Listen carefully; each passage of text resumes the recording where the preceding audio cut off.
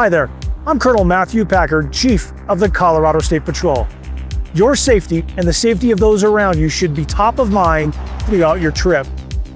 In Colorado, we have plenty of steep grades, curves, and other motorists on the road with you who travel to the mountains for our popular summer and wintertime activities.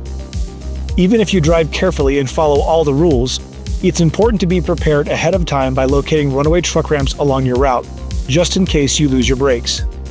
You'll want to be aware of all their locations along your route before you drive. Remember, you may be responsible for a toll bill, or you will not be ticketed by CDOT or State Patroller for using the runaway truck ramps. Our main priority is to save lives on the road, maybe even yours.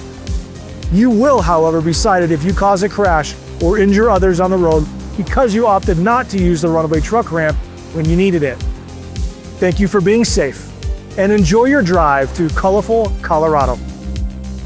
Just to recap, drive in the low gear and slow down as early as possible. You don't want to wait to get to the bottom of a hill for your brakes to cool. It's important to remain calm, not continue riding your brakes. We don't want them to start smoking.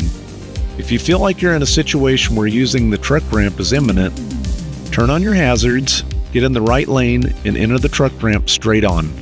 Let the truck come to a complete stop naturally. The ramp is designed to bring your truck to a complete stop. Do not use highway exits instead of runaway truck ramps. Stay on the highway until you get to a runaway truck ramp or until you get to an incline in the road.